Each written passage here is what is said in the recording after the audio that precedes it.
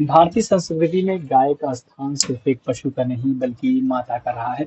यही वजह है कि मध्य प्रदेश में गोवंश के संरक्षण के लिए बजट और नीतियों में बड़े बदलाव किए गए हैं, जिसके तहत अब सरकार गौशालाओं के लिए प्रति गाय प्रतिदिन 40 रुपए की राशि दे रही है। स्वावलंबी मॉडल गौशाला के तहत सरकार 130 एकड़ जमीन और 5,000 गायों के पालन के साथ सीएनजी और जैविक खाद उत्पादन मॉडल पर काम कर रही है।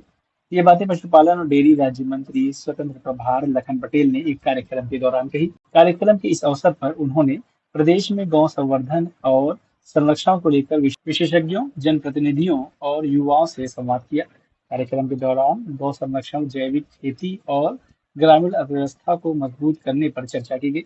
राज्य मंत्री ने कहा कि मध्य प्रदेश सरकार ने अब पशुपालन और डेयरी विभाग का नाम बदलकर गौपालन, पशुपालन और दुग्ध विकास विभाग कर दिया है।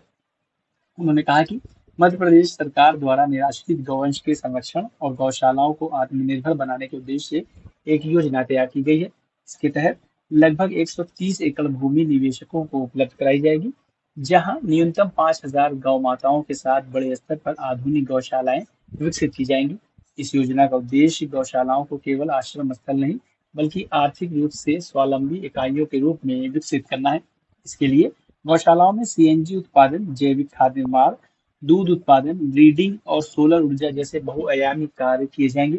विशेष रूप से गोबर से सीएनजी बनाने और जैविक खाद तैयार करने पर जोर दिया जाएगा, जिससे आय के स्थायी स्रोत का विकास होगा। राज्य मंत्री पटेल ने कहा कि 5,000 गौमाताओं की क्षमता वाली इन गौशालाओं में भविष्य में 15 से 20,000 तक गौवंश रखने की व्यवस्था की जाएगी। इससे उत्पादन और आय में वृद्धि होगी और गौशालाएं पूरी तरह से आत्मनिर्भर बन सकेंगी। प्रदेश के 32 जिले में इस योजना की प्रक्रिया शुरू हो चुकी है, जबकि 7 जिलों में टेंडर जारी किए जा चुके हैं। दमोह जिले में इस मॉडल की पहली गौशाला स्थापित की जा रही है। यह मॉडल पर्यटन को बढ़ावा देगा और प्रदेश में आवारा गौवंश की समस्या समाधान में महत्वपूर्ण भूमिका निभाएगा। बताया जा रहा है कि इससे आने वाले समय में बेसहारा पशुओं की समस्या भी खत्म होगी और इसका फायदा किसानों को होगा। अगर आपको हमारा ये वीडियो अच्छा लगा तो हमारे YouTube चैनल को सब्सक्राइब करना न भूलें, बेल आइकन भी जरूर दबा दें। इस तरह के वीडियोस को देखने के लिए Facebook और Instagram पेज को भी फॉलो करें।